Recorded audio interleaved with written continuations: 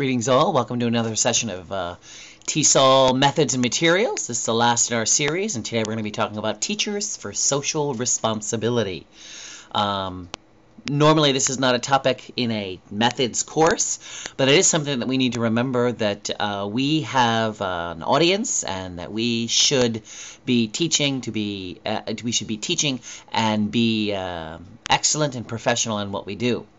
We also need to remember that we want to encourage people, encourage them to do right and to understand truth, but at the same time we also need to recognize that we have come there to be professionals in language education. We must be the change that we want to see in the world, so that if we want to be good and moral and upright, we want to see that in the world, then we need to be that way as well. Someone has also once been quoted as saying, "I become all things to all people so that in all ways I might win some."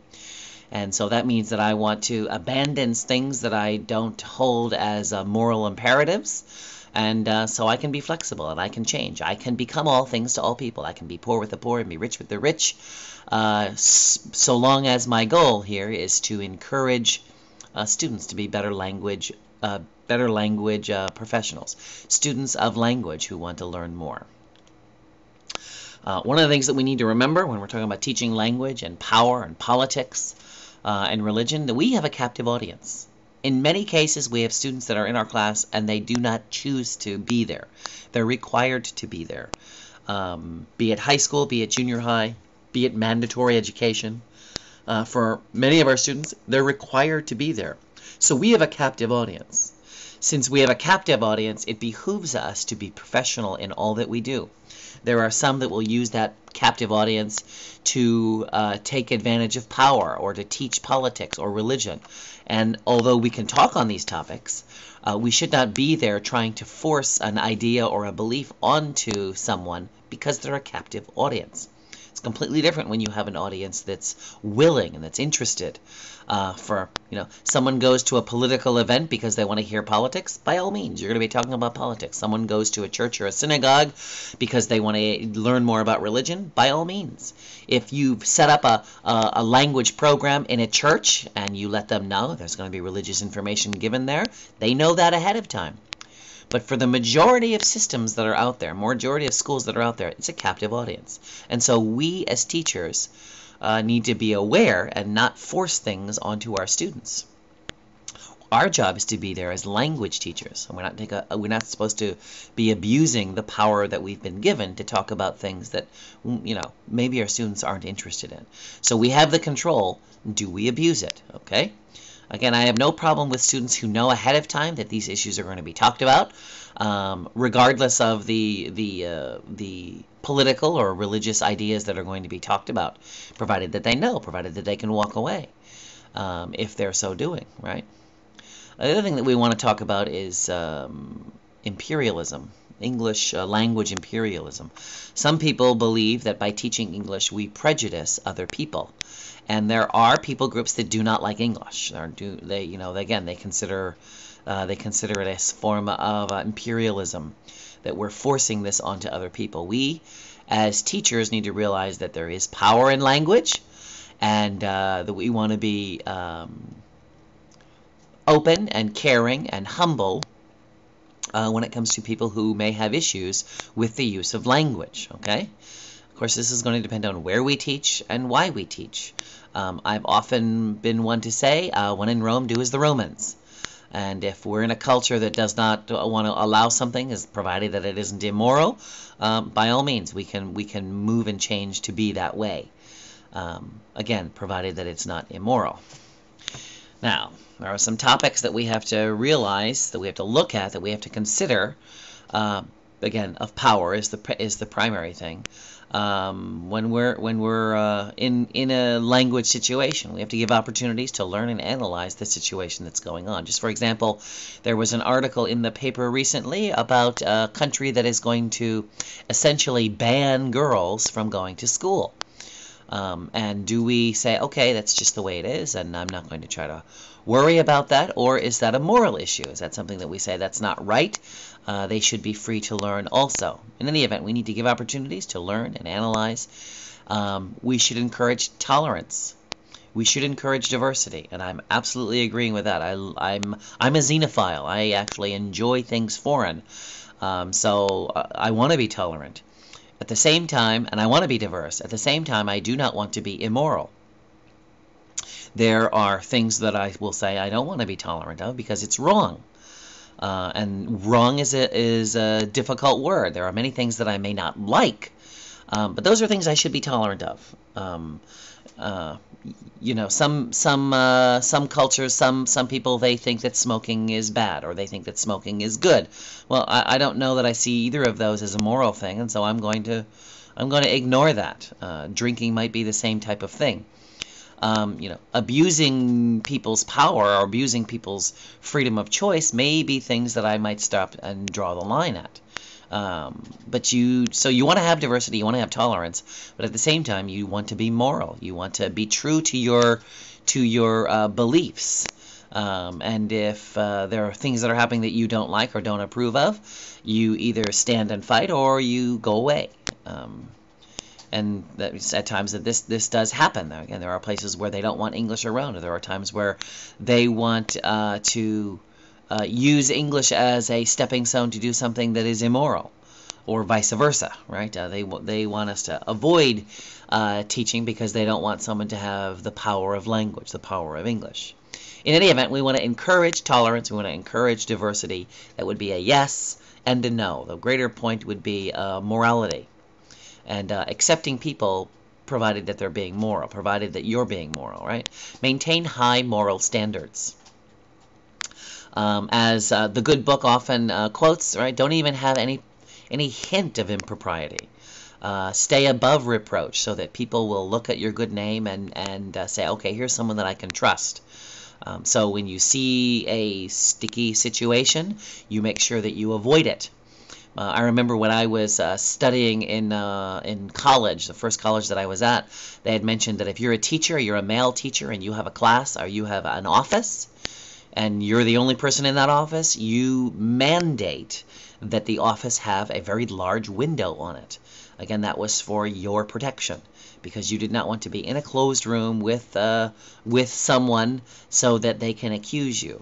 And so you want to maintain those high moral standards. Don't even appear as if you're doing something that isn't right, so as to damage the name of the school or your name, or bring problems to yourself, right? Some moral dilemmas and some imperatives. Risking cultural bias of communicative approaches. Not all cultures adhere to the beliefs in the communicative language teaching. For example, the ways that we communicate, the people that we communicate with. And so those cultures may not, they don't want to have genders communicating with genders. They may not want to have a female teacher teaching them, right? And so, or giving your opinions, your independent opinions within the group. There are some cultures who will say, that's improper, that's not right. Those aren't necessarily moral things, even though you may disagree with them. They're not immoral, right? So, but at the same time, we want to avoid contributing to disempowerment. And this could be, for example, where you're in a situation where, for example, women are not supposed to be able to talk in class. Is that contributing to disempowerment? It may be. It may also just be wiser to acquiesce to that. That would be hard for me to do. I would want everybody in my class to have opportunities to speak. They, of course, might be afraid to do so. I don't know. Be careful to create inoffensive and interesting materials. So, for example, when you're in locations where the style of dress that you wear could be offensive, well, then don't wear those things. Again, when in Rome, be as the Romans. And so try to find attire, clothing that's going to be appropriate in that culture. Again, if you're living overseas, you're the guest.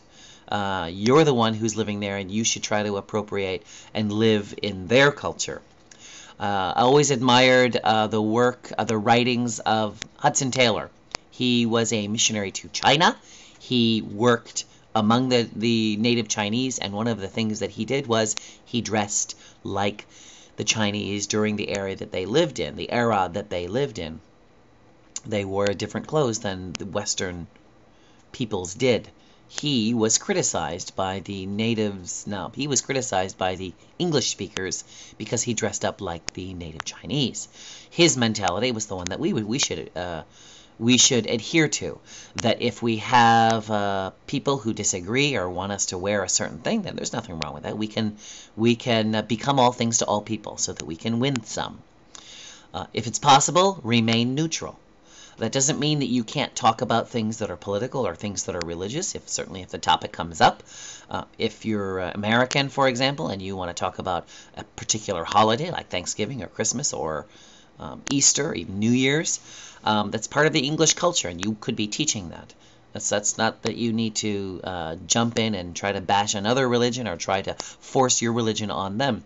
That doesn't mean that you can't talk about those topics, but they're linguistic topics, okay? It doesn't mean that you can't talk about religion. It doesn't mean that you can't talk about politics. Just bear in mind the audience that you have. Your purpose there is to encourage. Your purpose there is to provide language education, not be a political bully pulpit or to go out and proselytize. Those things can happen, but they shouldn't be happening in the classroom, especially if you're going to make that your primary goal. Again, if you're working at a church or a synagogue or a mosque and you're teaching language, then they should expect that, and you should let them know ahead of time that those things might be there. But remain as neutral as possible while you're doing this. We can be agents for change, okay? And so the question that we have is, or that Brown is asking here is, can we use our post to be an agent for change? Can we use our position as a language teacher to help our students expand their opportunities? Can we help our students to master another language to help them in their future employ or in their future endeavors? And so really that's what we're going to be looking at. It also means that we may be helping students by giving them power. Language is power. And students who are learning a second language are expanding their horizons. That may be good, that may be bad based on the culture, but we are there to simply offer it if the country does allow it. We don't want to force anything on anyone. We want to be humble. So be excellent teachers and be humble. Provide the service that you're paid to be offering, and be very good at it. Be moral and try to be above reproach. We can change and help people, but we also need to recognize that we don't want to take advantage of the power that's been given us. Okay, so we must be the change that we want to see in the world, and that I become all things to all people, so in all ways I might win some. If you do have any questions with regard to social responsibility, I do recommend reading. There are several textbooks, one in particular about teaching English as Christian mission. It's an excellent book that talks about us being professionals and being Christian at the same time. If you have any other questions, kindly let me know, and I'll be glad to talk with you. Talk to you later now.